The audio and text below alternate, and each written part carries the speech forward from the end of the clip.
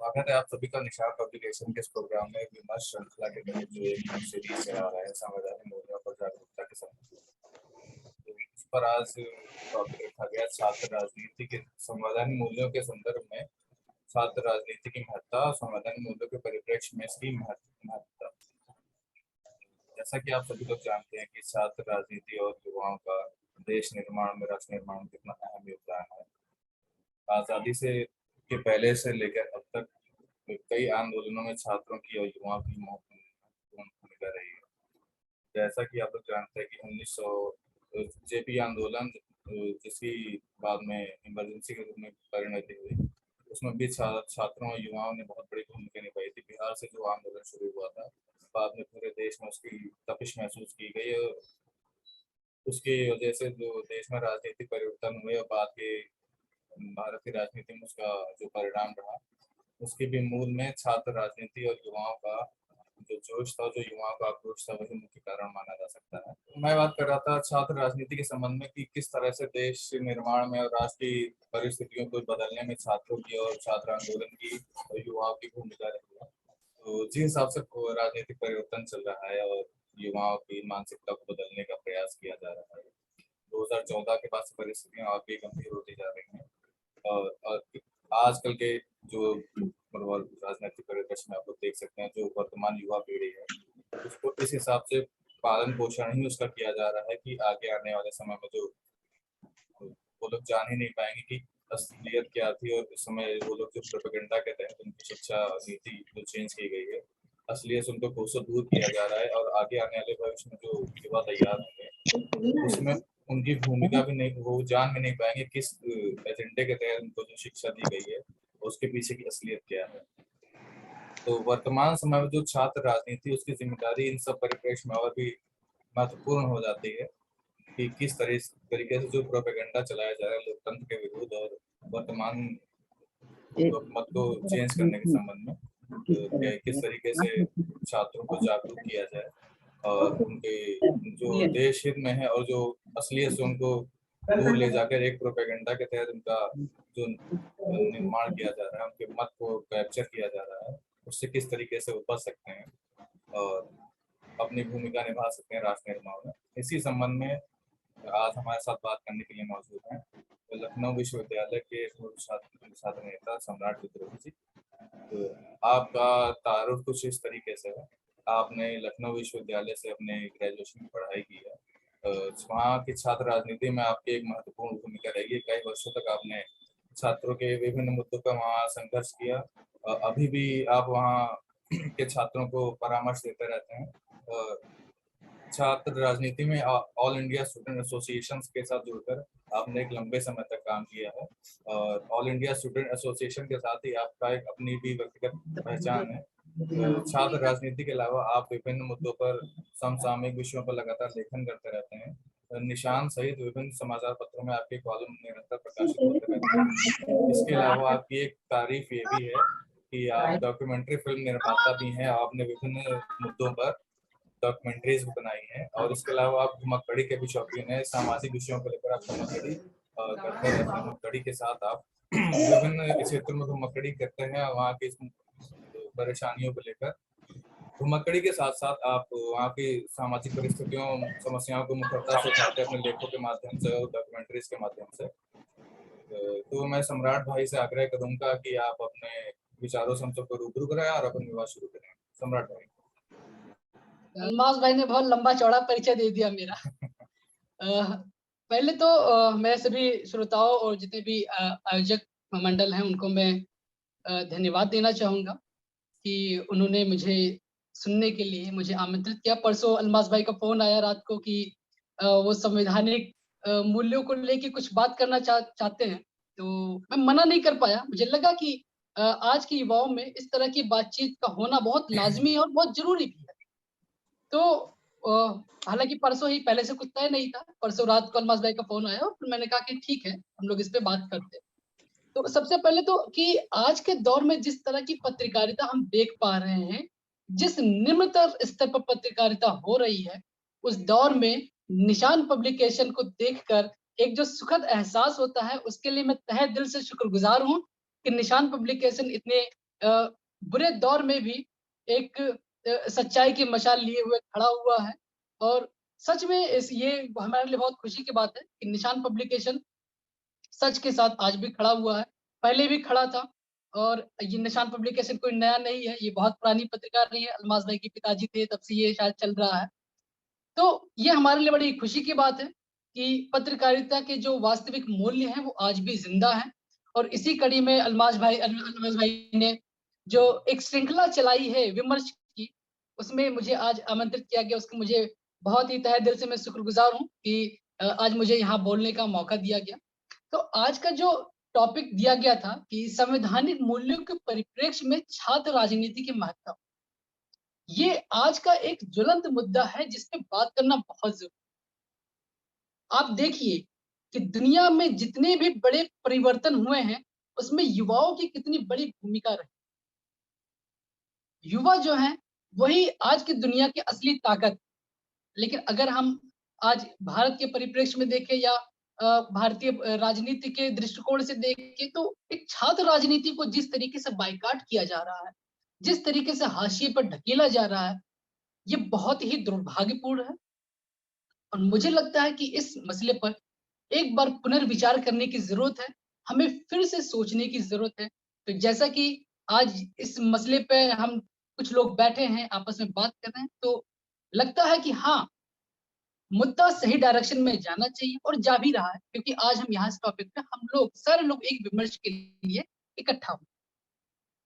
तो जब छात्र राजनीति की बात आती है तो भारत ही नहीं बल्कि विश्व के जितने भी राष्ट्र हैं, उन सभी राष्ट्रों में, उन सभी देशों में छात्र संगठनों का राजनीति में एक विशेष स्थान रहा है।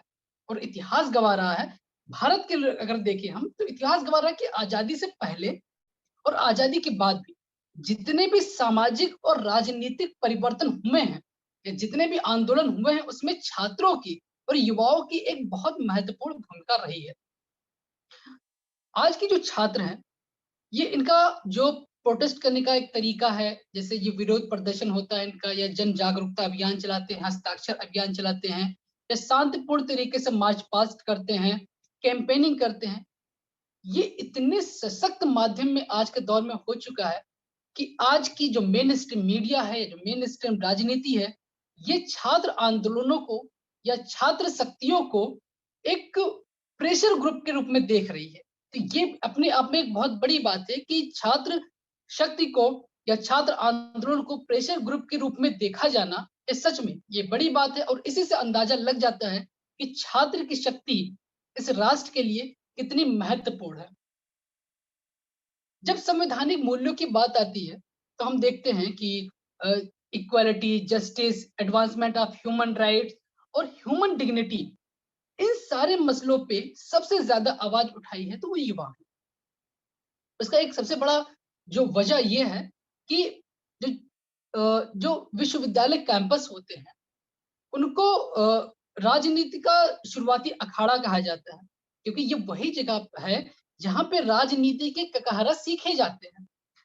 मसलन आप मान लीजिए कि जैसे कोई इंजीनियर है, इंजीनियरिंग की पढ़ाई करता है, वो 4 साल पढ़ाई करता है, उसके बाद वो आखिरी साल तमाम तरह के इक्विपमेंट को बनाने का एक कोर्स करता है, वर्कशॉप करता है। आप मेडिकल को उठा के देख लीजिए, एमबीबीएस करते हैं, एमबीबीएस करने के बाद 2 साल वो इंटर्नशिप करते हैं। आप लॉ करते हैं, लॉ करने के बाद आप प्रैक्टिस करने जाते हैं। राजनीति के लिए एक व्यवस्थित रूप में कोई सिस्टम नहीं, जहां आप राजनीति की एबीसीडी सीखें और उसको सीखने के बाद आप मेन स्ट्रीम मीडिया में जाए। एक ही मसला बचता है या एक ही तरीका बचता है जहां पर राजनीति के शुरुआती चीजें सिखाई जा सकती है, सीखी जा सकती है, वो है विश्वविद्यालय परिसर। और वो छात्र आंदोलन या जो छात्र संघ की जो इलेक्शंस होते हैं उससे ही एक उभरता हुआ नेता तैयार हो सकता है। हम अभी अल्मास भाई ने जेपी मूवमेंट की बात की, तो जेपी मूवमेंट ने आज हमें क्या दिया है? जेपी मूवमेंट ने बहुत सारे युवा नेताओं को मेन स्ट्रीम मीडिया में लाके खड़ा किया है। लालू प्रसाद यादव हो, नीतीश कुमार हो, या रामविलास पासवान हो, सुशील मोदी हो, या अरुण जेटली हो, तो ये बड़े बड़े जो नेता आज हमारे बीच में हैं, ये सारे ही छात्र आंदोलनों की देन ही है। और आज सरकारें क्या कहती हैं कि नहीं भाई, छात्रों को पॉलिटिक्स नहीं करनी चाहिए। क्यों भाई, आप जिस राजनीति से आते हैं और आप ही कह रहे हैं कि छात्रों को राजनीति नहीं करनी चाहिए। ये कोई नया मसला नहीं है। ऐसा नहीं है कि ये अभी की सरकारें आ गई हैं तो इन्होंने कह दिया कि छात्रों को राजनीति नहीं करनी चाहिए। हम इसको समझेंगे, एक स्टेप में समझते हैं। छात्र आंदोलन और छात्र राजनीति को जब हम भारतीय परिप्रेक्ष्य में देखते हैं या भारतीय इतिहास के दृष्टिकोण से देखते हैं, तो भारतीय छात्र आंदोलनों को या भारतीय छात्र राजनीति को 3 चरणों में बांटा गया। पहला तो ये कि जो आजादी के पहले जिस तरीके की छात्र राजनीति होती थी, उनको आजादी के पहले के ग्रुप में रखा जाता है। दूसरा चरण जो है वो आजादी के बाद के जो छात्र आंदोलन या छात्र राजनीति है, और तीसरा चरण जो है उसमें हम 90 के दशक से लेके अब तक के जितने भी छात्र आंदोलन हुए हैं उनको हम स्टडी करते हैं या देखते हैं। तो जब हम आजादी से पहले का देखते हैं, शुरुआती दौर में हिंदुस्तान में किस तरीके की राजनीति हो रही थी, तो उस दौर में दादा भाई नौरोजी ने सबसे पहले 1848 में एक student literacy and scientific society की स्थापना की थी, और ये संभवतः भारत का पहला छात्र संगठन था। और उसके बाद 1913 में पहला छात्र आंदोलन होता है लाहौर में, जो किंग एडवर्ड मेडिकल कॉलेज था। तो इस कॉलेज में भारतीय छात्र और अंग्रेज छात्र, इन दोनों के बीच में बड़ा भेदभाव होता था, और इस भेदभाव के विरोध में जो छात्र आंदोलन हुआ, उस छात्र आंदोलन को भारत का पहला छात्र आंदोलन कहने का गौरव प्राप्त है। लेकिन ऐसा नहीं कि 1913 में जो छात्र आंदोलन हुआ वो उससे पहले कुछ था ही नहीं। उससे पहले अगर हम देखें तो स्वदेशी आंदोलन शुरू होते उस दौर में छात्र स्कूल छोड़ रहे थे, कॉलेज छोड़ रहे थे, विदेशी वस्तुओं का बहिष्कार कर रहे थे, और इस तरीके से उन्होंने एक पृष्ठभूमि तैयार कर दी थी छात्र आंदोलन की। बाद के समय में देखते हैं जब गांधी जी का इरा आ जाता है, गांधी जी के टाइम पे उन्होंने जितने भी आंदोलन किए उसमें स्पेशली जो छात्र थे उनके लिए अलग से आह्वान किया कि आप हमारे आंदोलन से जुड़े।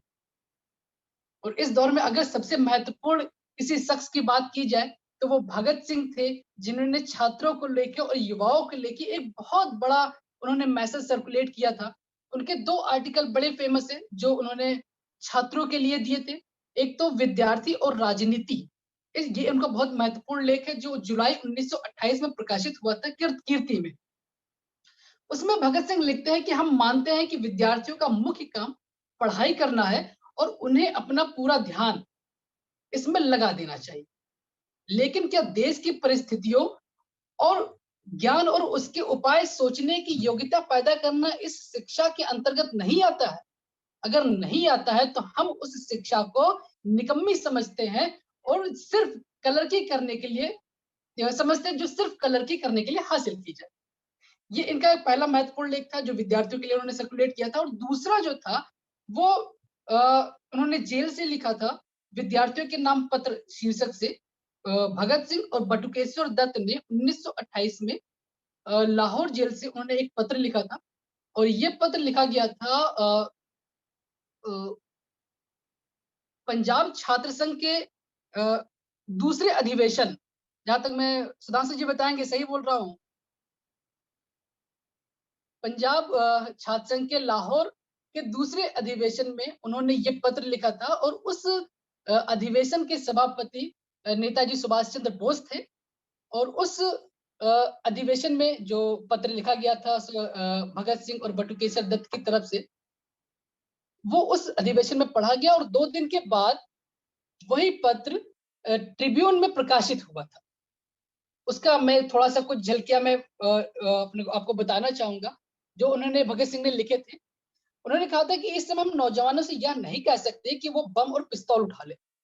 आज के विद्यार्थियों के सामने इससे भी ज्यादा जरूरी काम है कि नौजवानों को क्रांति का संदेश देश के कोने कोने में लेके जाना है। फैक्ट्री कारखानों के क्षेत्रों में, गंदी बस्तियों में और झुग्गी झोपड़े में रहने वाले किसानों, मजदूरों और करोड़ों लोगों को आजादी के मुहिम से जोड़ा जाएगा, जिससे आजादी आएगी और मनुष्य द्वारा मनुष्य का शोषण रुकेगा, एक राष्ट्र द्वारा दूसरे राष्ट्र का शोषण रुकेगा, और एक समाज द्वारा दूसरे समाज का शोषण रुकेगा। और ये महत्वपूर्ण काम उन्होंने विद्यार्थियों को सौंपे थे कि विद्यार्थी ही ये काम करेंगे। वो किसानों और मजदूरों को संगठित करेंगे और संगठित करने के बाद ही क्रांति आएगी। क्रांति कोई नहीं है कि आप 4 लोग इकट्ठा होके और हल्ला बोल दें क्रांति हो जाएगी। उनका हिसाब किताब एकदम स्पष्ट था कि आप लोगों को संगठित करेंगे और जब जनता तैयार हो जाएगी तब आमूल परिवर्तन लाने के लिए क्रांति करेंगे। तो भगत सिंह का ये दूसरा जो महत्वपूर्ण लेख था, ये ट्रिब्यून में छपा था अक्टूबर 1928 के अंक में। तो ये कहा जा सकता है कि भगत सिंह छात्रों को लेके या छात्र आंदोलनों को लेके कितने सजग थे।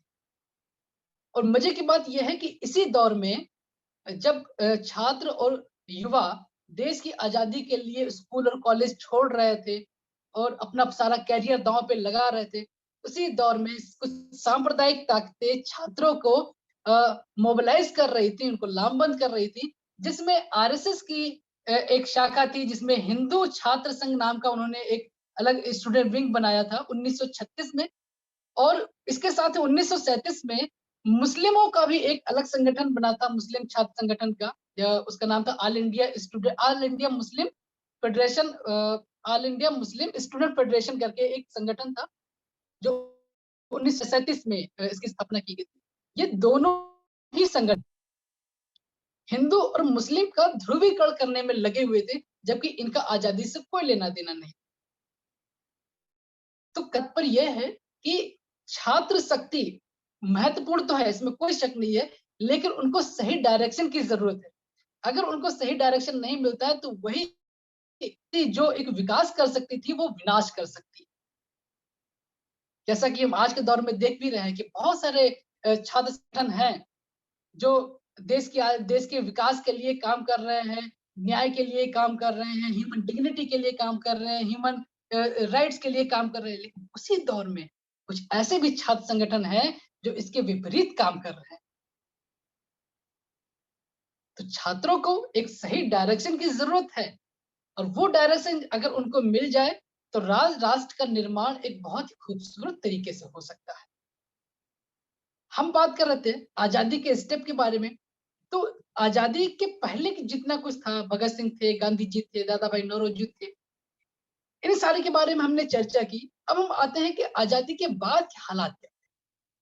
आजादी के बाद का अगर हम काल देखें तो शुरुआती टाइम पे सब कुछ ठीक था, छोटे छोटे आंदोलन हो रहे थे जिसमें छात्रों की छोटी छोटी भूमिका हो रही थी। लेकिन 1973 में गुजरात के एलडी इंजीनियरिंग कॉलेज में का जो हॉस्टल था, हॉस्टल की फीस बढ़ा दी गई थी, और साथ ही मेस का जो खाना था वो बहुत घटिया क्वालिटी का मिल रहा था। इस मसले को लेके छोटा सा मुद्दा था, छोटे से मुद्दे को लेके एक प्रोटेस्ट होता है गुजरात, और उस प्रोटेस्ट को जब बहुत ज्यादा तवज्जो नहीं दी जाती है, विश्वविद्यालय पे जो प्रशासन होता है वो बाकायदा ध्यान नहीं देता है, और ऐसे स्थिति में जो छात्र होते हैं वो कैंपस से बाहर जाके प्रदर्शन करते हैं। उनको बाहर के लोग जो होते हैं, पब्लिक होती है, उनका समर्थन मिलता है, और वही छोटी सी चिंगारी एक बड़ा दावानल बन जाती है और पूरे गुजरात में प्रोटेस्ट होने लगते हैं। और वो हालात ये हो जाते हैं, गुजरात के जो तत्कालीन मुख्यमंत्री होते हैं बिमल भाई पटेल करके, बिमल भाई क्या नाम था उनका, हाँ बिमल भाई पटेल, उनको सरकार गंवानी पड़ती है क्योंकि वहां पे केंद्र सरकार का दखल आ जाता है। तो एक छोटी सी चिंगारी थी, एक मेस का मामला था, हॉस्टल का मामला था, और उस मामले ने इतना तूल पकड़ा कि मुख्यमंत्री को इस्तीफा देना पड़ा, केंद्र सरकार को इंटरफेयर करना पड़ा। और मामला यहीं पे नहीं रुका, उसके अगले ही साल या उसके उस प्रोटेस्ट के कुछ महीने बाद ही ये चिंगारी गुजरात से उठ के बिहार पहुंचती है, और बिहार में जहाँ पे लालू पटना यूनिवर्सिटी के उस टाइम पे अध्यक्ष भी हुआ करते थे, वहां पे यही चिंगारी और फैलती है, और वहां पे हॉस्टल के मसले को लेके और भ्रष्टाचार के मसले को लेके प्रोटेस्ट शुरू होते हैं, और वो प्रोटेस्ट इतना बढ़ जाता है कि वहां मुख्यमंत्री को इस्तीफा देना पड़ता है। और फिर भी वो मसला नहीं रुकता है। फिर सारे छात्र मिलके जयप्रकाश नारायण जी के पास जाते हैं और उनसे कहते हैं कि आप हमारे आंदोलन की अगुवाई करें। वहां पर जयप्रकाश नारायण कहते हैं कि वहां पर मैं 2 शर्तें रखता हूं, और इन 2 शर्तों की पूरे होने की सूरत में ही मैं इस आंदोलन की अगुवाई करूंगा। 2 शर्तें उनकी ये थी कि एक तो उन्होंने बोला था कि हम इस आंदोलन में हिंसा नहीं चाहते हैं, और दूसरा हम किसी भी पॉलिटिकल पार्टी का इंटरफेरेंस इस आंदोलन में नहीं चाहते हैं। तो ऐसी स्थिति में बहुत सारे विपक्षी पार्टी के जो विधायक थे, उन्होंने इस्तीफा दिया, इस्तीफा देके आंदोलन से जुड़े। बहुत सारे छात्र संगठन के पदाधिकारी थे जिन्होंने इस्तीफा दिया, इस्तीफा देके वो आंदोलन से जुड़े और आंदोलन से जुड़ने के बाद छात्र संघर्ष समिति करके उन्होंने एक नया संगठन बनाया जिसके बैनर पे पूरे बिहार के छात्र आकर इकट्ठा हुए और वो जेपी मूवमेंट के नाम से फेमस हुआ। और जेपी मूवमेंट ने फिर क्या किस तरीके से छात्र आंदोलन के नाम पर एक इतिहास गढ़ा है, उसे आज हम सभी जानते हैं कि इंदिरा गांधी को इमरजेंसी तक लगानी पड़ी, इंदिरा गांधी की सरकार तक चली गई उस जेपी आंदोलन की वजह से। तो इस बात से हम अंदाजा लगा सकते हैं कि छात्र शक्ति सिर्फ एक छोटे से रीजन ही नहीं बल्कि पूरे एंटायर राष्ट्र के लिए कितनी बड़ी शक्ति हो सकती है।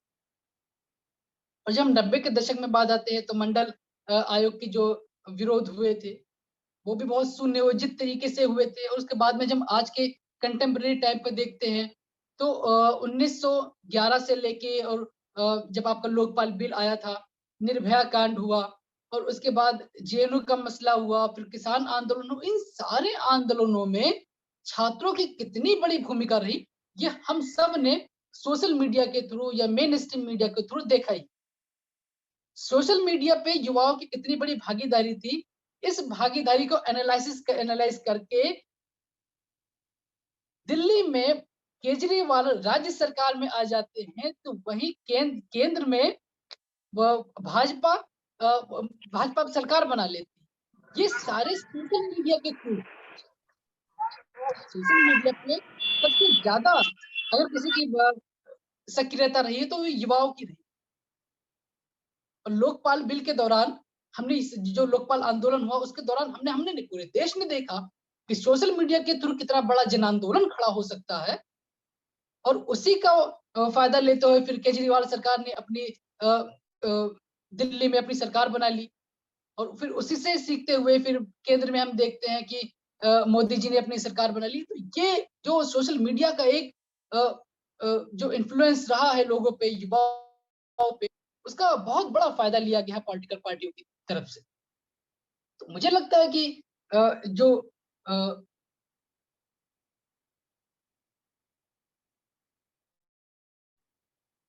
तो मुझे लगता है कि छात्र आंदोलनों में जिस तरीके से छात्रों की भागीदारी रही है उसने अपनी एक सशक्त भूमिका प्रदर्शित किया है। और उसी जो प्रदर्शन इनके रहे हैं छात्रों के, उसने साबित किया है कि जो हिंदुस्तान हो या दुनिया का कोई भी राष्ट्र हो, वहां पे छात्रों और युवाओं की शक्ति सर्वोपरि है। और उस शक्ति का अगर सही ढंग से इस्तेमाल किया जाए, उनको दिशा दी जाए, तो एक राष्ट्र का निर्माण बहुत ही खूबसूरत तरीके से हो सकता है। लेकिन वही शक्ति अगर गलत हाथों में पड़ जाए, सांप्रदायिक ताकतों के हाथों में पड़ जाए, तो उस विनाश को फिर कोई नहीं रोक सकता है। जैसा कि हम आज देख भी रहे हैं कि छात्र आंदोलन में जितने भी बड़े नेता निकले हैं, एग्जाम्पल के तौर पे मैं चंद्रशेखर का नाम लेना चाहूंगा कि 90 के दशक में चंद्रशेखर बहुत बड़े नेता हुए थे जो जेएनयू के छात्र संघ के प्रेसिडेंट भी रहे थे। एक अच्छी खासी नौकरी छोड़ के वो बिहार चले जाते हैं और बिहार में वो कहते हैं मेन स्ट्रीम मीडिया में राजनीति करेंगे और धन बल और बाहुबल के खिलाफ राजनीति करेंगे। और वो अपने मकसद में कामयाब भी रहते हैं कि उसी वक्त उनको बीच चौराहे पे गोलियों से भून दिया गया उनके साथियों के साथ। तो कहीं ना कहीं मेन स्ट्रीम मीडिया राजनीति में जो धन बल और बाहुबल की राजनीति करते हैं, उनमें ये खौफ है कि ये जनवादी ताकतें, जो जनवादी युवक है, ये अगर युवा पॉलिटिक्स में आ गए तो उनका धंधा बंद हो जाएगा। और चंद्रशेखर ही नहीं, इस तरह के एग्जाम्पल आपको बहुत सारे मिल जाएंगे। उस्मानिया यूनिवर्सिटी, तत्कालीन आंध्र प्रदेश का जो उस्मानिया यूनिवर्सिटी है, वहां के एक छात्र नेता हुआ करते थे जॉर्ज रेड्डी। शायद आप में से काफी सारे लोगों ने सुना भी होगा। जॉर्ज रेड्डी को कहा जाता है कि अगर वो जिंदा होते तो भारत के चे गुवेरा होते। उनका एक कोट बड़ा फेमस है कि कदम कदम पे लड़ना सीखो, कदम कदम पे लड़ना सीखो, जीना सीखो, मरना सीखो। ये जॉर्ज रेड्डी का कोट बहुत फेमस है, अक्सर छात्र जो है आंदोलनों में इसका इस्तेमाल करते हैं। उनके साथ भी यही हुआ कि वो छात्र राजनीति करते हुए वो मेन स्ट्रीम राजनीति के लिए खतरा हो रहे थे, उस दौरान उनको बीच कैंपस में उनकी हत्या कर। तो छात्र अगर संगठित हों तो इस देश से करप्शन क्या हर एक चीज को खत्म किया जा सकता है। लेकिन समस्या ये है कि उनको एक सही डायरेक्शन नहीं मिल रहा है। जितने भी छात्र संगठन हैं उनको बस एक राजनीतिक पार्टियों द्वारा मोहरा बनाया जा रहा है। तो मुझे लगता है कि मैंने काफी समय ले लिया है और सुधांशु जी चूंकि अभी आज आ चुके हैं तो आगे की बात सुधांशु जी रखेंगे। किसी का कोई सवाल हो तो आप पूछ सकते हैं। जी, आप लोग अगर कोई सवाल हो तो आप सम्राट भाई से बात कर सकते हैं। तो मेरे ख्याल से सवाल जवाब वाला सेशन बातचीत के बाद रखा जाए तो बेहतर रहेगा। हाँ, ये भी ठीक है। तो बहुत बहुत शुक्रिया सम्राट भाई आपका अपने विचारों से हमको अवगत कराने के। बहुत सारी बातें जो हम खुद हमको भी नहीं पता थी और बाकी और लोगों को मेरे ख्याल से अगर मालूम होगी तो बेहतर है। बहुत सारी आपको नई जानकारी आती है जो हम लोग की जानकारी को तो बढ़ाती ही है, जागरूकता को भी एक नए लेवल पर ले जाती है। तो बहुत बहुत शुक्रिया सम्राट भाई। तो अब हम लोगों के साथ मौजूद हैं सुधांशु वाजपेयी जी। तो सुधांशु जी से आग्रह है अपना माइक ऑन कर दीजिए प्लीज। तो सुधांशु जी का मैं परिचय आप लोगों को दे देता हूँ। सुधांशु वाजपेयी जी लखनऊ विश्वविद्यालय के वरिष्ठ छात्र नेता रहे हैं। विश्वविद्यालय में और प्रदेश में ऑल इंडिया स्टूडेंट एसोसिएशन को खड़ा करने में आपके महत्वपूर्ण भूमिका रही है। तो ऑल इंडिया स्टूडेंट एसोसिएशन के आप प्रदेश संयोजक भी रहे हैं और इसके अलावा विश्वविद्यालय में संघर्षों का जो लंबा इतिहास रहा है उसमें आपकी महत्वपूर्ण भूमिका रही है। छात्रों के हितों को लेकर कई बार आपका पुलिस से, प्रशासन से, विश्वविद्यालय प्रशासन से टकराव भी हुआ है और आप इसकी वजह से कई बार जेल भी गए हैं, मुकदमे भी झेले हैं और प्रशासन का अत्याचार भी आपके ऊपर लगातार हुआ है। और इसके अलावा आप सामाजिक मुद्दों पर को लेकर भी काफी मुद्दा रहे हैं। लखनऊ विश्वविद्यालय से पढ़ाई पूरी करने के बाद आपने दिल्ली विश्वविद्यालय से मैं कंफर्म नहीं हूँ कि शायद आपने एमफिल या पीएचडी के लिए आपने वहाँ पढ़ाई किया था, मैं इस बारे में श्योर नहीं हूँ, मगर दिल्ली विश्वविद्यालय से अभी आपका नाता रहा है तो वहाँ से आप शोध भी कर रहे हैं। इसके अलावा वर्तमान समय में आप कांग्रेस में एक महत्वपूर्ण भूमिका में है। वहाँ कांग्रेस के प्रवक्ता की टीम में आप मुख्य प्रवक्ता के तौर पर इस समय और कांग्रेस के जो प्रदेश में मुखर आवाज है उसमें से आपकी भी एक महत्वपूर्ण आवाज है। मीडिया में आपका आप देखते होंगे बहसों में एक प्रमुख चेहरा कांग्रेस के जो प्रवक्ता हैं उनमें से आप कांग्रेस का पक्ष बहुत मजबूती से और अपनी दलीलों से बहुत अच्छे से रखते हैं।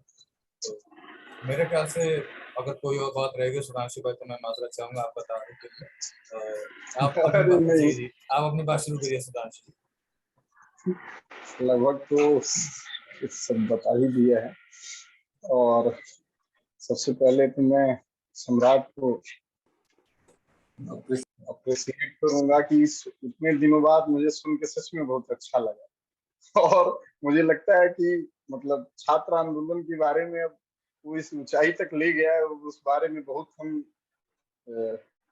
लेकिन बहुत अच्छा लगा। मतलब पूरी हिस्ट्री को, स्टूडेंट मूवमेंट की हिस्ट्री को और जिस तैयारी से वो आए हैं बड़ा अच्छा लगा सुनकर। और अब देखिए जो ऐतिहासिक पहलुओं पर तो सब बात हो ही गई है। अब जैसे जो है कि संवैधानिक मूल्य और ये सारी मतलब छात्र राजनीति का क्या ताल्लुक है, तो कि ये मतलब उसी दौर में जब 1936 में जो जिक्र कर रहे हैं तो इस दौर में शायद मुझे उनकी आवाज आपकी थोड़ी स्लो आ रही है, बस बुलंद आवाज। अच्छा ठीक है। तो सम्राट जी ने बताया या नहीं, मैं मतलब शायद मिस कर गया हूँ कि 1936 में ये एक संगठन बना था, all India student federation, Akhil Bharatiya छात्र संगठन, जिसको नेहरू जी ने संबोधित किया था और जो एक राष्ट्रवादी संगठन के तौर पे बनाया गया था जिसके माध्यम से सारे छात्रों को जोड़ा गया। तो उसमें भाषण देते हुए नेहरू जी ने कहा था कि छात्र संघों के उसके बाद चुनाव की डिमांड भी हुई थी और अंग्रेजों ने भी करवाया था, बड़ी बड़ी यूनिवर्सिटीज है इस मामले में वो सब उदार रहे हैं। मतलब तमाम उस सब के बावजूद भी हम कह सकते हैं कि कम से कम ब्रिटिश क्राउन लोकतांत्रिक मूल्य, अब वो उनका भाव था, मजबूरी थी या जो भी था, लेकिन वो लोकतांत्रिक मूल्यों को मतलब स्थापित करने में पीछे नहीं हटते। तो चाहे म्यूनिसिपैलिटी के चुनाव हो, चाहे लेजिस्लेटिव के, सारे चुनाव आजादी से पहले हिंदुस्तान में वो लोग शुरू करवा चुके थे। एक अलग बात है कि भारतीय जनता के दबाव में ही उन्होंने किया, अपने मन से उन्होंने कभी प्रतिनिधित्व नहीं दिया, लेकिन हम लगातार जिस तरीके से जनता की चेतना बढ़ती गई, जनता आगे बढ़ती गई, उन लोगों ने प्रतिनिधित्व देना शुरू किया वही छात्र संघों को। तो उसमें बहरहाल नेहरू जी ने कहा था कि छात्र संघ लोकतंत्र की नर्सरी है, और वो आज बात की वो बहुत कॉमन, हर दूसरा आदमी इस बात को कहता है। और मुझे लगता है कि इससे, इस बात को इसलिए भी मैं कह रहा हूं कि ये सबसे सटीक बात है और हर कोई इसको जानता है।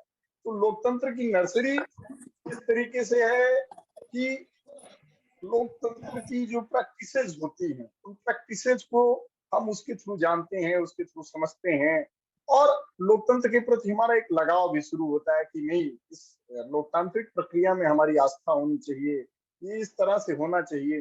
तो एक कल्चर डेवलप होता है कि हम कॉलेज छोड़ के जब विश्वविद्यालय में आते हैं, कॉलेज में आते हैं, डिग्री कॉलेज में, तो उन चीजों को हम जानते थे, सीखते थे। और ये भी हम अभी जैसे जिक्र किया कि इन्होंने मतलब जेपी आंदोलन के दौरान लालू जी बिहार के छात्र नेता थे, उसी में नीतीश कुमार भी वही थे। वही नहीं, असम के अंदर आज जो असम गण परिषद है, वो असम स्टूडेंट यूनियन हुआ करती थी, आसू, उसी से वो उसके मुख्यमंत्री भी बने थे, आसू से ही। तो मतलब मुझे ये कह सकते हैं कि आज की राजनीति में, या बीजेपी में ही देख लीजिए, अरुण जेटली और तमाम ऐसे नेता हैं विद्यार्थी परिषद की छात्र राजनीति से निकले हैं। कांग्रेस में तो एक पूरी परंपरा ही रही है। लेफ्ट में तो मुझे लगता है कि प्रकाश कर, आज जो उसके फाउंडिंग मेंबर्स हैं, प्रकाश करात से लेकर डी राजा तक, सब किसी न किसी दौर में छात्र आंदोलन की ही उपज रहे हैं। तो हम ये कह सकते हैं कि आज सारी, और उत्तर प्रदेश के परिप्रेक्ष्य में भी अगर देखिए, समाजवादी पार्टी एक ऐसी पार्टी है जिसमें सबसे ज्यादा छात्र आंदोलन से निकले हुए लोग हैं। तो हम ये कह सकते हैं कि 2/3 लोग, आज जिन लोगों को हम देख रहे हैं राजनीति के पटल पर, मुख्यधारा राजनीति, तो छात्र राजनीति से आए हुए लोग। लेकिन आज इसको उस संदर्भ से मैं जोड़कर देखना चाहूंगा कि अभी अभी लाल किला पे मोदी जी ने बहुत, मतलब कह सकते हैं, तगड़ा भाषण दिया था, बहुत लंबे दौर तक बोले, और उन्होंने कहा कि देश के सामने सबसे बड़ी समस्या जो है परिवारवाद। तो हम सब इस बात से सहमत हैं, परिवारवाद है समस्या। लेकिन इसी बात को मैं कहना चाहूंगा कि यही परिवारवाद इस देश में छात्रों को खत्म करने और छात्र राजनीति को खत्म करने की जड़। एक दौर आया जब वो तमाम छात्र नेता मुख्यधारा राजनीति में, आजादी के बाद जो राजनीति में लोग थे, वो आजादी के आंदोलन से निकले हुए थे, जिन्होंने आजादी में जो, मतलब अपने छात्र जीवन में ही गांधी जी के कॉल पे, गांधी जी के आह्वान पे, गांधी जी ने कहा था कि हमको इन ब्रिटिश स्कूलों में नहीं पढ़ना है, हमको अपने स्वदेशी विद्यापीठ में पढ़ना है, और इसलिए पहली जरूरत है कि हम लोग उन सबको छोड़ के आ जाए। उसी दौर में भगत सिंह, चंद्रशेखर आजाद से लेकर इस देश की एक पूरी पीढ़ी थी जो अंग्रेजी मीडियम विद्यालयों को छोड़कर, मैट्रिक इंटर की पढ़ाई छोड़कर उस कांग्रेस, या कह सकते हैं कि राष्ट्रवादी आंदोलन में कूद पड़ी थी। तो आजादी के बाद एक पूरी पीढ़ी रही जो उस आजादी आंदोलन से निकली, और उसके बाद आजादी के बाद सबसे बड़ा मूवमेंट हुआ वो जेपी मूवमेंट। तो उसके बाद की ये पूरी पीढ़ी है जिसे आज भी देखता है। लेकिन आजादी के, चूंकि आजादी की, और वो सारी समस्याओं में चीज दिखती है कि आजादी के बाद वाली पीढ़ी थी, उसके कुछ मूल्य थे, इस देश के प्रति उसकी कोई आस्था थी, कोई इस देश के प्रति प्रतिबद्धता थी। लेकिन जब आजादी की वो पूरी पीढ़ी खत्म हो जाती है, जिसने इस देश को आजाद कराने में, आजाद मुल्क बनाने में जो योगदान दिया था, वो दर्द, उस पीड़ा को जानते थे। तो उस लोकतंत्र की वो महिमा को भी कह सकते हैं कि लोकतंत्र की आत्मा को भी जानते थे कि कितनी मुश्किलों से, कितने कष्टों से हमको ये लोकतंत्र मिला है। लेकिन उसके बाद की जो पीढ़ी आई, वो लड़ी तो लोकतंत्र के नाम पर, लेकिन उसको सब कुछ आसानी से मिल गया। जेपी मूवमेंट की वो पूरी पीढ़ी, तो उसके बाद से लोकतंत्र का क्षरण हर मायने में शुरू हो जाता है। आप देख लिए राजनीति में मूल्य गिरना शुरू होते हैं, दल बदल शुरू होता है, बिकना बिकाना, और आज ये अपने चरम पे है। हम जो आज ये देख रहे हैं, इस सब की शुरुआत उसी दौर से हो जाती है, इसकी सरकार गिराना। और इसीलिए देखिए जेपी मूवमेंट के तुरंत बाद 3-3 प्रधानमंत्री बदल जाते हैं। मतलब वो सरकार भी ज्यादा दिन नहीं चल पाती है, क्योंकि वही महत्वाकांक्षाएं, वही अवसरवाद, सब कुछ वही था उस। तो वो सारी चीजें लगातार बढ़ी, लेकिन किसी भी उस सब के बावजूद शासन इस देश में सरवाइव करता रहा, और पूरी एक पीढ़ी छात्र संघों से जाती रही। लेकिन उससे समस्या ये हो गई कि जो स्थापित ये छात्र नेता थे, जो आज नेता बन चुके थे, जो सीएम बन चुके थे, जो सेंट्रल मिनिस्टर्स बन चुके थे, स्टेट मिनिस्टर्स बन चुके थे, उनकी पीढ़ी भी तैयार हो गई। लेकिन समस्या ये थी कि विश्वविद्यालयों से जो गांव जवार का आया हुआ लड़का है, जो जमीन से स्ट्रगल करके निकला हुआ लड़का है, वो सब कुछ समझता था कि जनता की नब्ज क्या है, जनता का दुख दर्द क्या है, जनता क्या सुनना चाहती है, क्या जानना चाहती है। यानी वो आम लोगों में से निकला हुआ लड़का था, जो विश्व उस शासन की नर्सरी में पकता है, बड़ा होता है, पालन पोषण उसका होता है, और वो एक मैच्योर लीडर के तौर पे उभरते हैं। और ये उन नेता पुत्रों के लिए सबसे बड़ा चैलेंज कि ये जो विश्वविद्यालयों से निकली नई पौध है, उनके सामने ये नेता पुत्र आमतौर पे टिक नहीं पा रहे थे। सबको बाईपास करके ये तमाम छात्र नेता उस राजनीति में अपनी जगह बना ले रहे थे, जनता को अप्रोच कर ले रहे थे, जनता में अपना प्रभाव छोड़ रहे थे। तो मुझे लगता है कि ये अघोषित समझौता कह लीजिए या कुछ भी कह लीजिए, क्योंकि हमारा परिचय भी अलमाज भाई ने वरिष्ठ छात्र नेता के तौर पर, तो मैं इस समय सिर्फ छात्र राजनीति के ही संदर्भ में, सारी पार्टियों में मैं कह रहा हूं, किसी एक पार्टी की बात नहीं। और जो मोदी जी परिवारवाद की बार बार दुहाई दे रहे हैं, उनकी भी पार्टी, अगर ऐसा नहीं है तो बीजेपी 8 सालों से केंद्र में है और लगभग 20 से ज्यादा राज्यों में उसकी सरकार है। क्या उन राज्यों में और शासन चुनाव हो रहे हैं? नहीं, सब जगह शासन चुनाव बंद किया गया है। और उनकी ही पार्टी में मुझे लगता है आज 80% से नेता जो है वो नेता पुत्र हैं। सारे नेताओं के पुत्र जो है आज सेटल हो रहे हैं। उत्तर प्रदेश में भी आप देख रहे हैं, रक्षा मंत्री जी की अब तो दोनों लड़के सेटल हो गए हैं। कल्याण सिंह का तो तीसरी पीढ़ी मंत्री है। लगभग केशव मौर्य भी अपने लड़के को ले ही आए हैं। मतलब अनुप्रिया पटेल भी उसमें मंत्री है, वो भी परिवारवाद की ही उपज है। हाँ, नरेश अग्रवाल का लड़का। मतलब मुझे लगता है कि 70% तो नेता पुत्र स्टैब्लिश, और उसमें जो एक आध किसी तरह संघर्ष करके लड़ भिड़ के आते हैं, उनको किसी न किसी तरह साइडलाइन कर दिया जाता है, किनारे। और ये सारी पार्टी, तो जो मोदी जी कह रहे थे कि परिवारवाद से लड़ना है, वो भी एक्चुअली लड़ना नहीं चाहते। वो एक्चुअली उनकी बस परिवारवाद के बहाने ये है, क्योंकि उनको मालूम है कि गांधी परिवार ही उनकी कब्र खोद सकता है, भाजपा का कोई इस देश में विकल्प हो सकता है तो गांधी की विचारधारा और कांग्रेस हो सकती है। तो इस बहाने, और उसके भी कोर में, सेंटर में उस पूरी वो गांधी नेहरू परिवार की लीगेसी है, तो उस लीगेसी से डरते हैं, जिसलिए वो परिवारवाद की बात करते हैं। अन्यथा मुझे लगता है कि अगर कोई नेता ये कह रहा है कि हम परिवारवाद नहीं चाहते, तो उसको कुछ करने की जरूरत ही नहीं।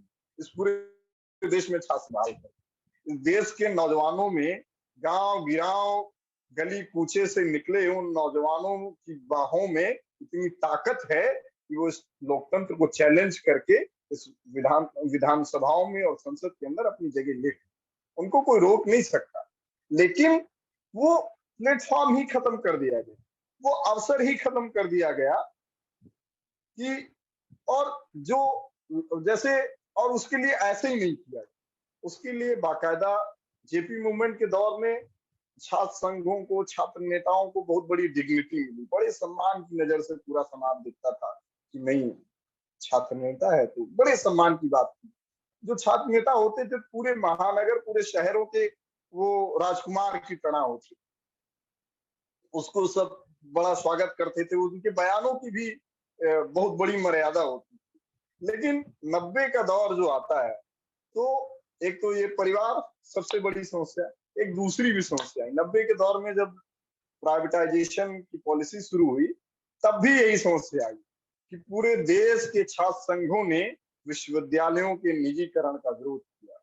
विश्वविद्यालयों के अंदर ऐसी नीतियों का खुलकर विरोध किया, तब सरकार को और भी लगा कि अभी तक तो हमारे बच्चों के लिए ये संकट थे, अब तो हम जिस पॉलिसी पे चलना चाहते हैं, इस देश की शिक्षा को हम कह सकते हैं पूरी तरह गिरवी रखने की जो योजनाएं थी, उन दिशा में जो चल रहे थे, और आज उसका एक्सट्रीम है। नई शिक्षा नीति जो अभी आई है वो एक्सट्रीम है।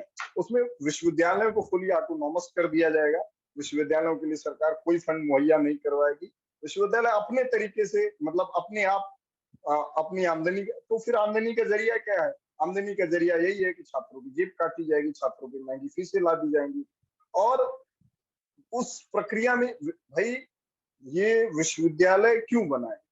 ये विश्वविद्यालयों की जब कल्पना की जा रही थी, तो सरकारी विश्वविद्यालय, हमने भारत को जब आजादी मिली तो हमने एक वेलफेयर स्टेट की कल्पना की, कल्याणकारी राज्य, जिसमें जितना हक एक अमीर के बेटे को पढ़ने का हो, वही हक गांव के मजदूर के बेटे को भी पढ़ने का हो। इस कल्पना के साथ विश्वविद्यालय खोले गए और उसमें बहुत नॉमिनल फीसेस रखी गई। आज आप सोच लीजिए 40 लाख रुपए ग्रेजुएशन प्रोग्राम की है अशोका यूनिवर्सिटी में फीस, तो मुझे नहीं लगता है कि इसकी हैसियत है कि 40 लाख रुपए में ग्रेजुएशन करवा सकता है। और उसी तरह विश्वविद्यालय जब ऑटोनॉमस विश्वविद्यालय हो जाएंगे तो फिर यही होगा, या तो अधिकांश विश्वविद्यालय घाटे में चले जाएंगे तो वो बंद हो जाएंगे, उसे फिर अडानी अंबानी खरीद लेंगे, और अगर घाटे में नहीं जाएंगे तो वो इतनी महंगी फीसें छात्रों पे लाद देंगे, इस देश का 70% तक का उच्च शिक्षा से बाहर हो जाए। तो इस लिहाज से भी जरूरी था कि छात्र संघों को क्रश किया जाए, छात्र संघों को खत्म कर दिया जाए। तो इस लिहाज से पहला काम ये किया गया, जब किसी को आप खत्म करना चाहते हैं तो उसके लिए पहली जरूरत होती है, क्योंकि लोकतंत्र में आप किसी पर सीधे दमन करके खत्म नहीं कर सकते, तो उसके लिए पहली जरूरत होती है बदनाम कर, डिफेम कर।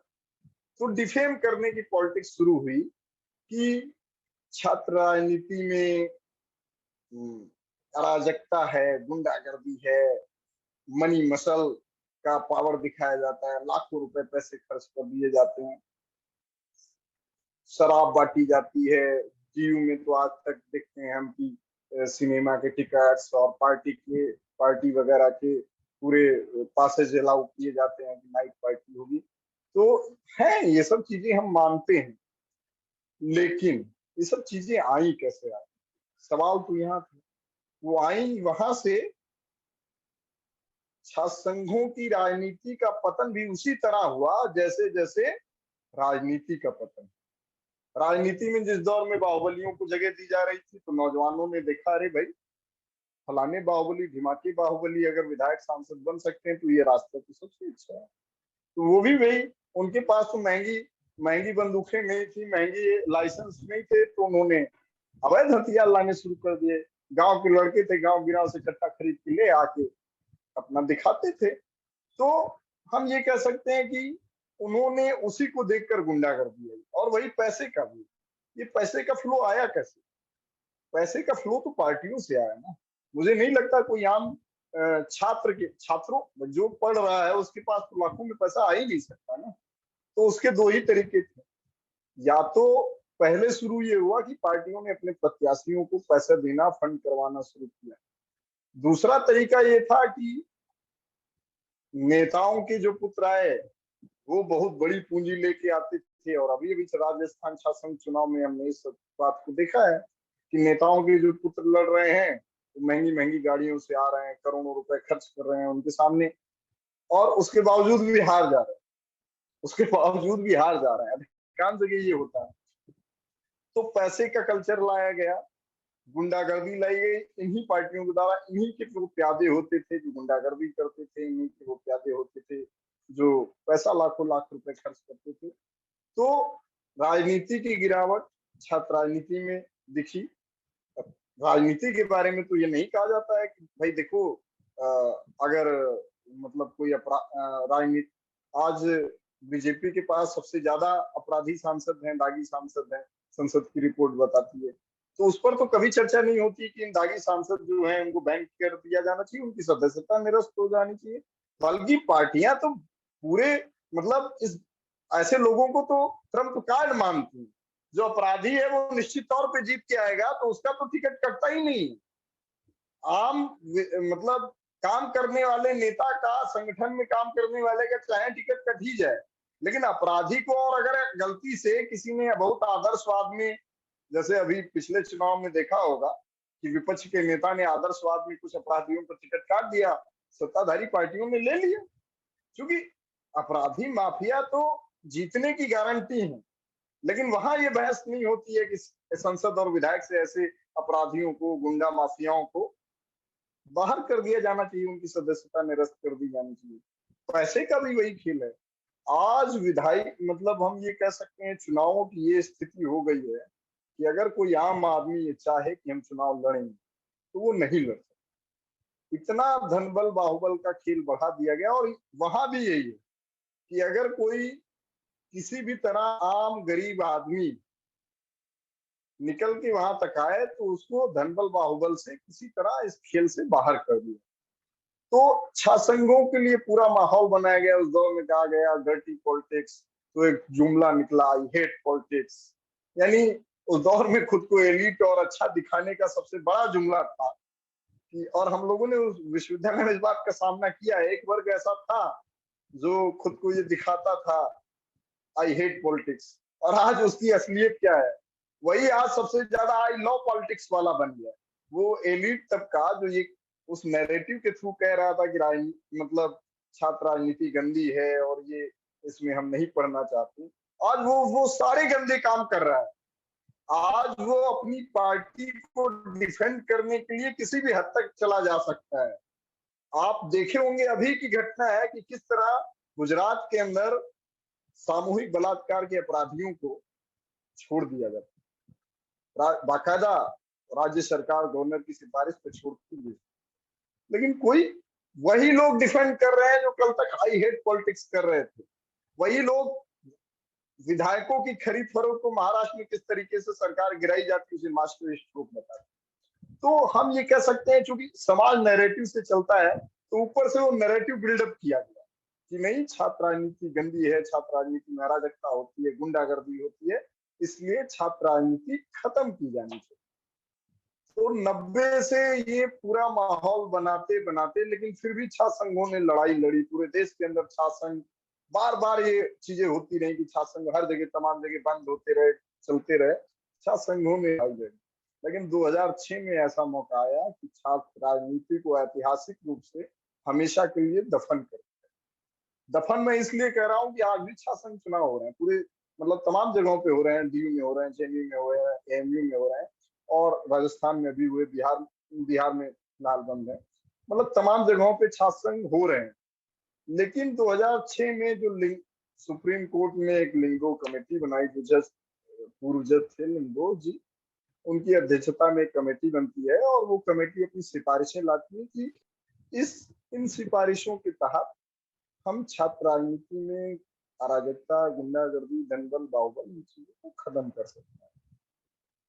तो हम लोग उस दौर में उसको नाम हम लोग ये कह रहे थे कि मतलब हम तो खैर बाद में आए छात्र राजनीति, लेकिन उस पूरे लिंगो की सिफारिश को उसके खिलाफ हम लोग लड़ते रहे, क्योंकि हम लोगों के दौर तक वो लागू थी कि उसमें हम लोगों ने कहा कि ये छात्र संघ का बधियाकरण, जो गांव जवार से जुड़े लोग हैं इस बात को बहुत अच्छे से समझ रहे हैं कि कोई एक सांड होता है, उसको कंट्रोल करने में उसका बधियाकरण कर दिया जाता है, उसके बाद में वो बधिया हो जाता है। फिर उसके बाद में उसे जैसे कहा जाएगा वहां दाएं जाना है, बाएं जाना, उसे जो कहोगे वो वैसा करेगा। तो छात्र संघ जो एक मतलब इस देश का रूपक गलत हो सकता है, लेकिन मुझे लगता है कि एक वो जो ताकत थी जो इस देश में कुछ भी बदल सकती थी, सरकारों को झुका सकती थी, जनता के सवालों पे आगे बढ़ के लड़ सकती थी, ऐसे तमाम, अभी संदीप जी ने बताया, सम्राट ने बताया है कि ऐसे तमाम उदाहरण है कि सरकारें गिरा दी। असम में नई सरकार बन गई छात्र आंदोलन से। असम गण परिषद के नाम में भूल रहा हूँ, वो इकलौते इस देश के मुख्यमंत्री हैं जो हॉस्टल के कमरे से मुख्यमंत्री कार्यालय में शपथ लेने लगा। ये छात्र संघों की ताकत थी, ये छात्र राजनीति की इस देश में ताकत थी। तो ये 2006 में लिंगदो आता है जो छात्र राजनीति के बधियाकरण का पैगाम होता है, और उसमें ये सिफारिश होती है कि आप एक बार से ज्यादा अध्यक्ष पद पे नहीं लड़, मतलब किसी भी पोस्ट पे एक बार से ज्यादा नहीं लड़ सकते, और 2 बार से ज्यादा आप चुनाव नहीं लड़ सकते। आपकी उम्र पहले था 28 साल से ज्यादा नहीं होनी चाहिए, फिर उसे कुछ जगहों पर अपवाद रूप में 30 साल किया गया, लेकिन वो उम्र मायने ही नहीं रखती है। जब आपने कह दिया 1 से 2 बार नहीं लड़ सकते, हाथ से बनाए पोस्टर यूज करेंगे, और जब प्रिंटिंग टेक्नोलॉजी अपने उत्कर्ष पे है, उस दौर में कहा जा रहा है कि आप केवल हाथ से बनाए पोस्टर यूज करेंगे, प्रिंटेड पोस्टर्स नहीं यूज करेंगे। और खर्चे, ठीक है, खर्चे वर्चे से तो हम सहमत हैं, लेकिन वो खर्चा वर्चा वो कोई इशू, तो कुल मिला के उनकी योजना ये थी कैसे हम ये बॉन्डिंग लगा के, और ये तय बात है कि कोई भी 5 साल का छात्र जीवन होता है ग्रेजुएशन से पीजी तक, आमतौर पे बहुत आगे बढ़ा तो 3-4 साल और पीएचडी करने में, तो 8 से 9 साल हम मान सकते हैं। लेकिन उस दौर में वो खुद को स्थापित करने की प्रक्रिया यही होती थी कि वो रिप्रेजेंटेटिव का चुनाव लड़ता था, पहले अपने डिपार्टमेंट के अंदर, फिर फैकल्टी में लड़ता था, उसके बाद में धीरे धीरे सेंट्रल लेजिस्लेटिव जो होती थी, मतलब या हम कह सकते शासन की जो मुख्य होता था पैनल, उसमें आता था।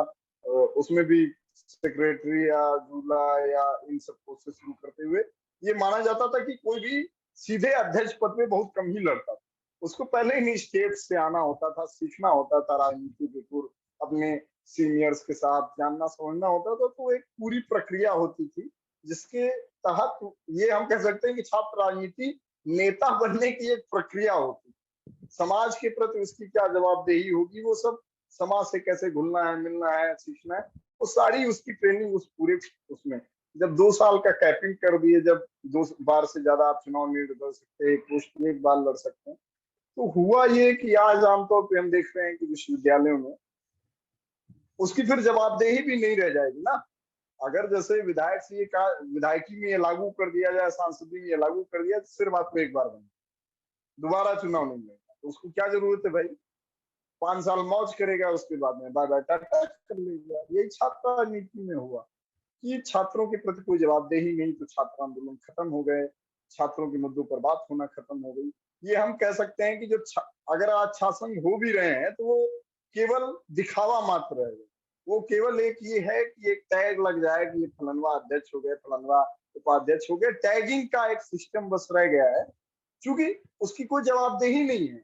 वो अध्यक्ष बना और विश्वविद्यालय से निकल गया, अपने नेताओं के पैर छूना शुरू कर दिया।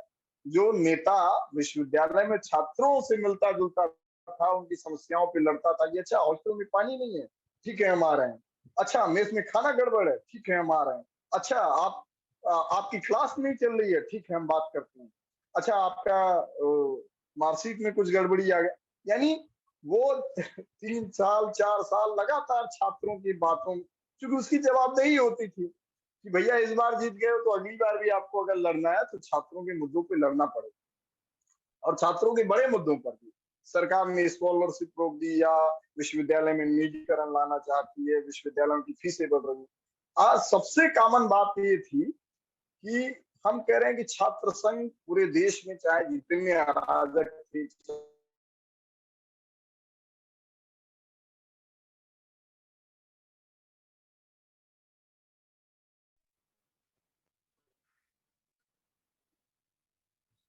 हाँ, हम ये कह रहे हैं कि उस सब के बावजूद एक बात पूरे देश में कॉमन, वो उन्होंने विश्वविद्यालयों की फीसें नहीं बढ़ी, विश्वविद्यालयों का निजीकरण नहीं होने, ये सबसे।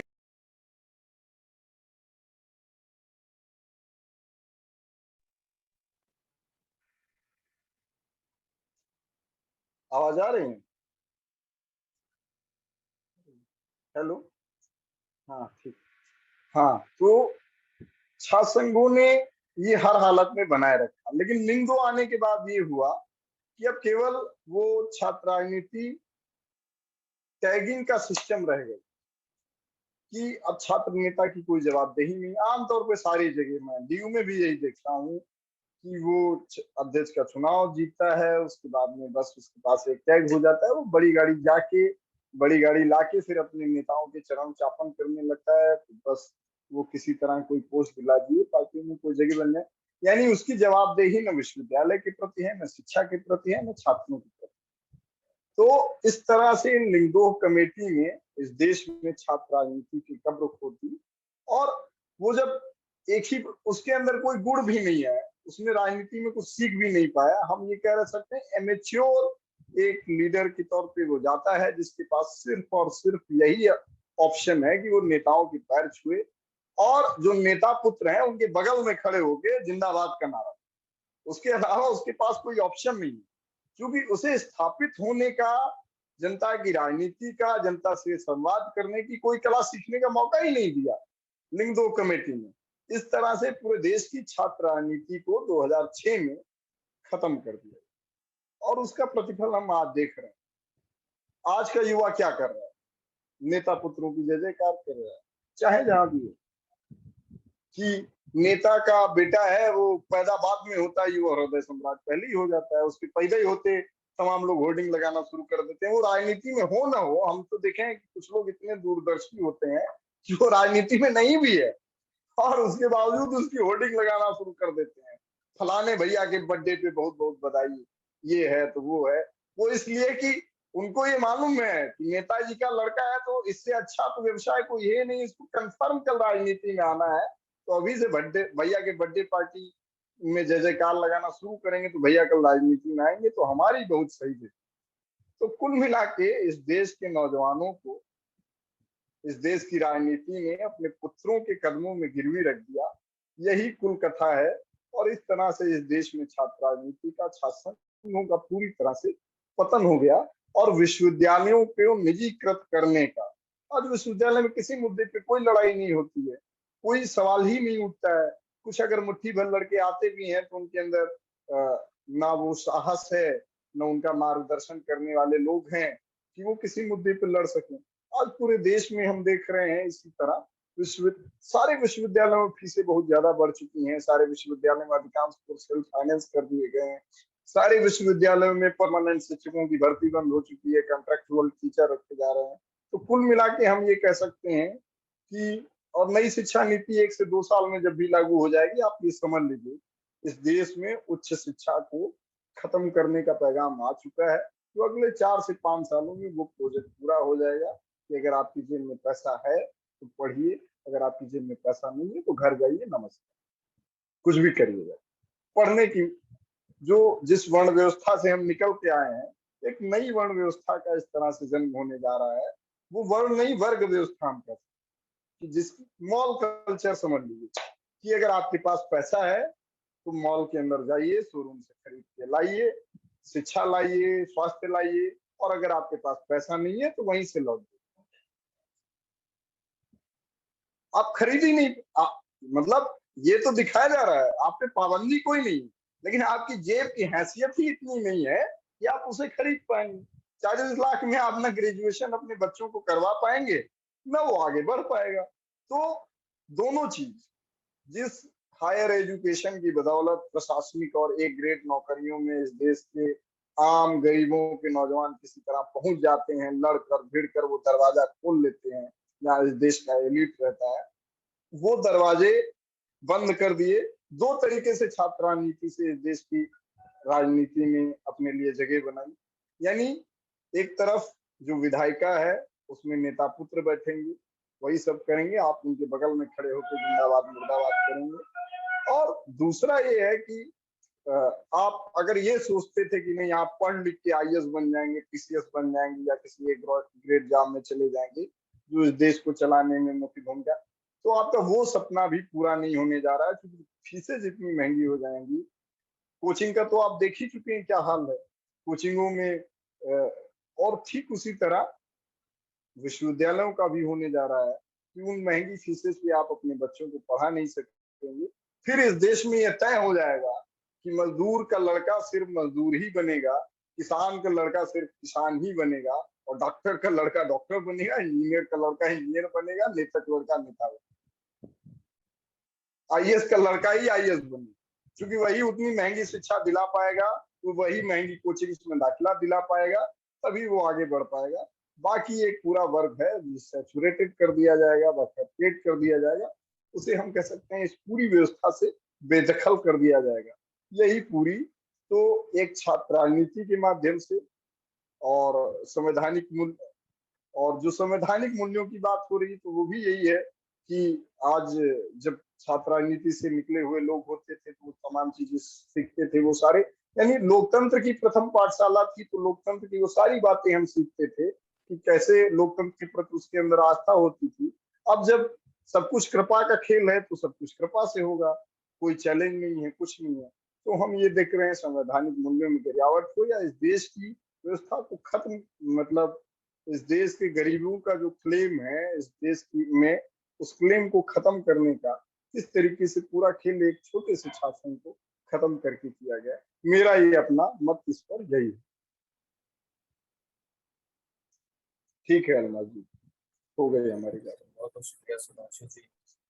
हमें लगता है कि काफी ज्यादा लंबा हो गया, लेकिन नहीं सोचे थे, मुझे लगा था सम्राट की बात कुछ कहने के बचे नहीं।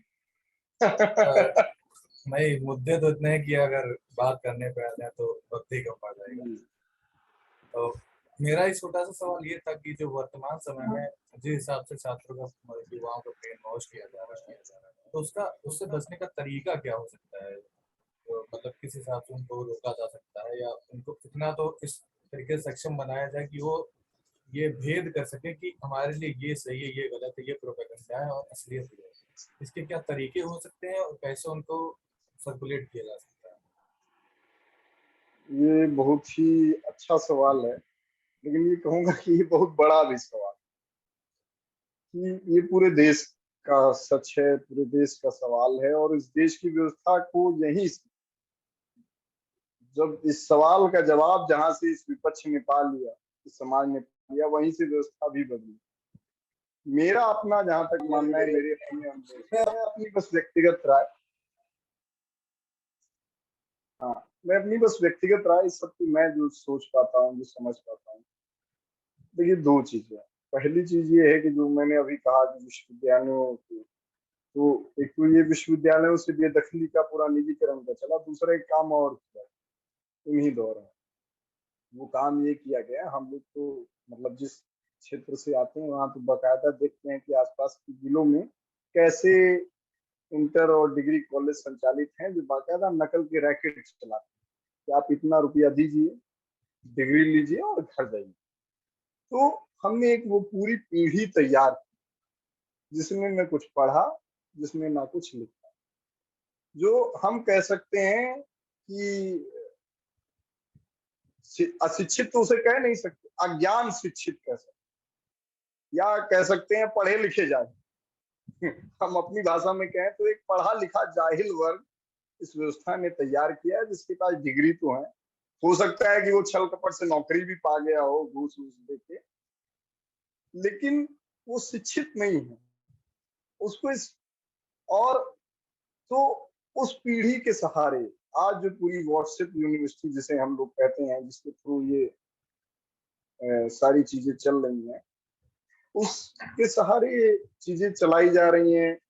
तो जब उसने पढ़ाई नहीं है, जब तो उसको मालूम भी नहीं है, व्हाट्सएप पे जो आ जाता है उसी को वो सच मान लेता है। अगर उसे ये बता दिया जाए आजादी 1947 में नहीं 2014 में मिली थी, मुझे लगता है वो ये भी मान लेगा, क्योंकि कभी उसका इस बात से वास्ता ही नहीं पड़ा है।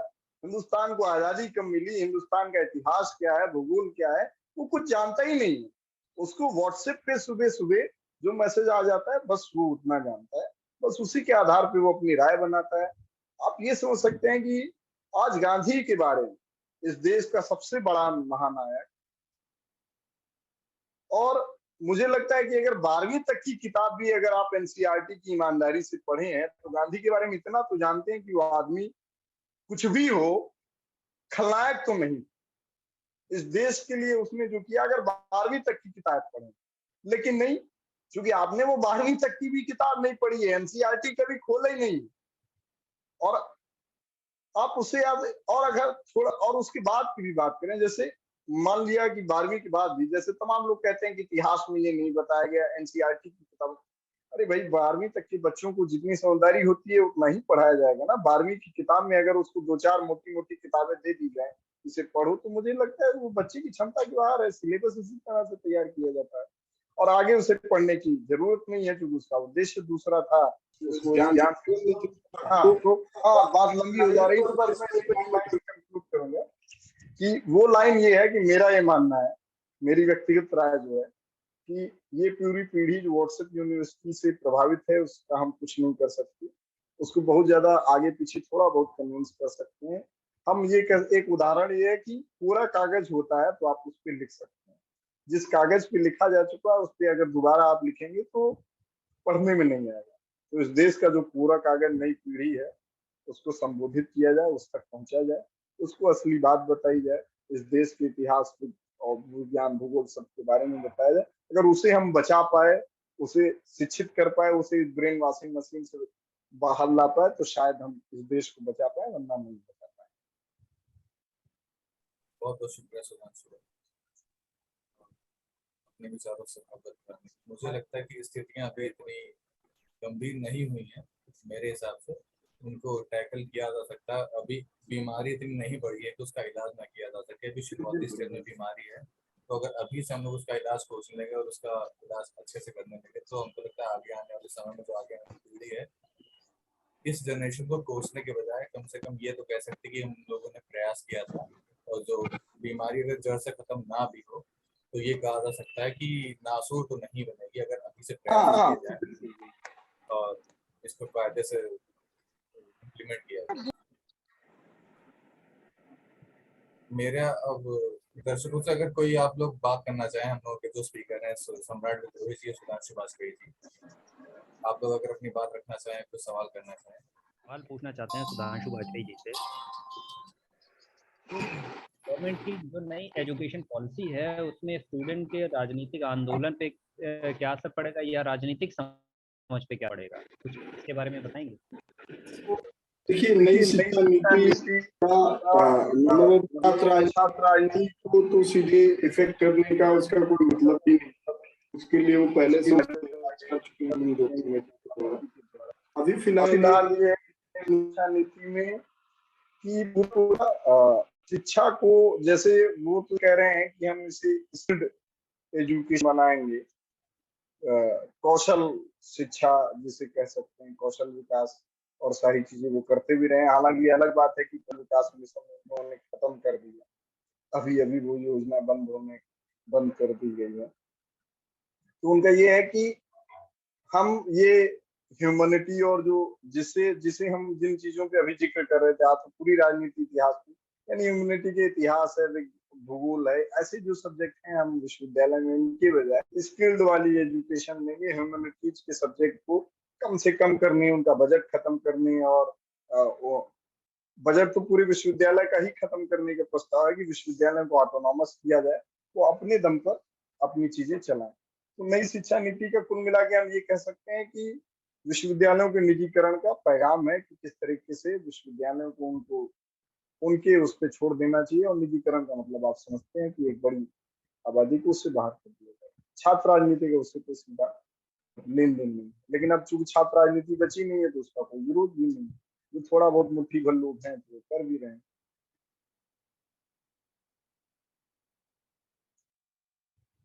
ठीक है, सभी को मेरा नमस्कार, मेरा नाम मोहम्मद कैफ है। मेरा सवाल सम्राट जी से है। हाँ जी, ये वर्तमान समय में छात्रों की राजनीति में क्या भूमिका होनी चाहिए, इस बारे में आपसे जानकारी देनी थी। वर्तमान समय में छात्रों की सबसे बड़ी भूमिका एक तरह से होनी चाहिए, वो ये होनी चाहिए कि आप जो चीज पढ़ाई जा रही है, एक जैसे कि सुधांशु जी ने बताया कि जो नया सिलेबस आ रहा है उसमें जो नई नीतियां आ रही हैं उसमें काफी सारी चीजें चेंज की जा रही हैं। तो आपको क्या करना है, एक स्टूडेंट होने के नाते आपको सिर्फ पाठ्यक्रम पर भरोसा नहीं करना या पाठ्यक्रम के भरोसे नहीं रहना है, आपको हर तरह से जो फैक्ट आपको स्कूल या कॉलेज में पढ़ाए जा रहे हैं, उसके इतर भी चीजें आपको पढ़नी होंगी। ऐसा नहीं कि आपको सिलेबस में जो चीज शामिल किया गया है आप उतना ही पढ़ें। आप कोशिश करें कि जितनी ज्यादा गहराई से आप पढ़ सके। एग्जाम्पल के तौर पे मैं इतिहास के बारे में जैसे बताता हूँ, तो इतिहास में आपको किताबें, हालांकि अब तो बहुत सारी चीजें चेंज की जा रही है, बहुत सारे सिलेबस हटाए जा रहे हैं, बहुत सारे चैप्टर हटाए जा रहे हैं, तो वहां पे आपको ये करना है कि आप जितना ज्यादा हो सके उतना ज्यादा पढ़ें, जितनी गहराई से पढ़ सके उतनी गहराई से पढ़ें, जितने ज्यादा आप फैक्ट्स जान सके आप जाने, दूसरों को सिखाएं, दूसरों को बताएं। इससे क्या होगा कि आप इतिहास से तो रूबरू होंगे ही होंगे, साथ में अपने राइट्स को लेके भी काफी रूबरू होंगे। और जब आप इन सारी चीजों को अपने दोस्तों के साथ शेयर करेंगे तो एक नया माहौल क्रिएट होगा। तो सरकारें जिस तरीके से चाहते हैं कि जैसा कि सुधांशु जी ने कहा कि छात्र आंदोलन का बधियाकरण किया जा रहा है, ऐसे ही सिर्फ छात्र आंदोलन के, छात्र राजनीति का ही बधियाकरण नहीं किया जा रहा है, बल्कि छात्रों के दिमागों का भी बधियाकरण किया जा रहा है। दिमाग को इस तरीके से बांधा जा रहा है कि सरकारें चाहती हैं कि आप वही चीज सोचें जो वो चाहते हैं। एक छोटा सा एग्जाम्पल मैं आपको दूंगा कि आज के दौर में जिस तरीके से प्राइवेसी का एक कंसर्न चल रहा है कि आप फोन पे जो कुछ भी सर्च करते हैं उसी से रिलेटेड आपको ऐड दिखाए जाते हैं ताकि आप उन सारी चीजों को खरीदे। ये कोई नई चीज नहीं है या एकदम नई नई आई हुई चीज नहीं है, ये बहुत लंबी से चली हुई रिसर्च का परिणाम है।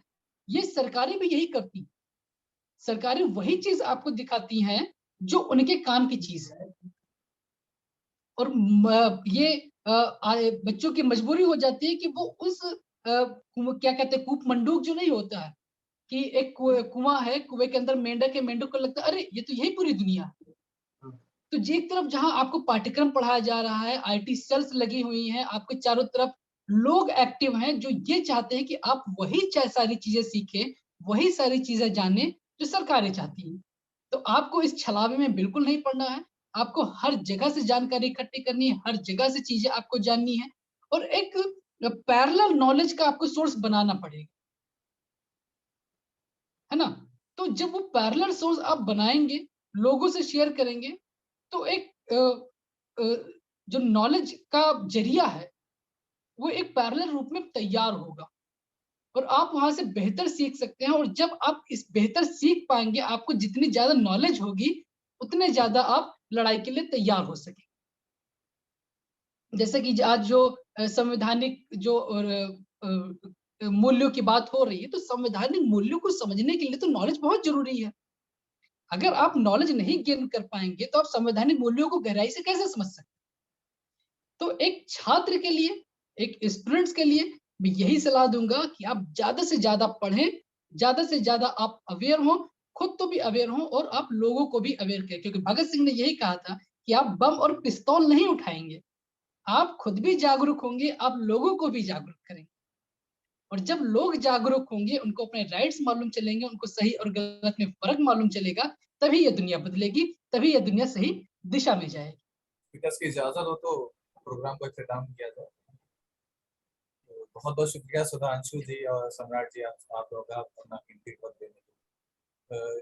वर्तमान परिस्थितियां जो चल रही, मुझे लगता है कि इस हिसाब से प्रयास होते रहने चाहिए और सिर्फ जमीनी ये प्रयास के साथ साथ लोगों को जागरूक भी करना चाहिए किस तरीके से उनके साथ खेल हो रहा है। और मेरे हिसाब से लोगों की समझ विकसित करने की बहुत जरूरत है कि किस वो समझ सके मेरे साथ असलियत में हो क्या रहा है और मुझे दिखाया क्या जा रहा है। जिस दिन लोग ये समझ जाएंगे, खास करके युवा और छात्र, आगे उनके ऊपर भविष्य की जिम्मेदारी है।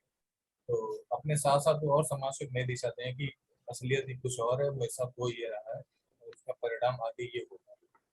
तो अगर ये समझ हम लोग विकसित करने में जो छोटा मोटा प्रयास हम लोग अपनी तरफ से कर रहे हैं, अगर ये कुछ चंद अफराद में भी ये अगर समझ विकसित हो सकी तो अपने आप को धन्य मानेंगे और जो हम लोग का प्रयास जारी है उसकी सार्थकता सिद्ध हो सकेगी। और ये प्रयास के अलावा मेरी कोशिश ये रहेगी, जो अपने मेरे साथी हैं जो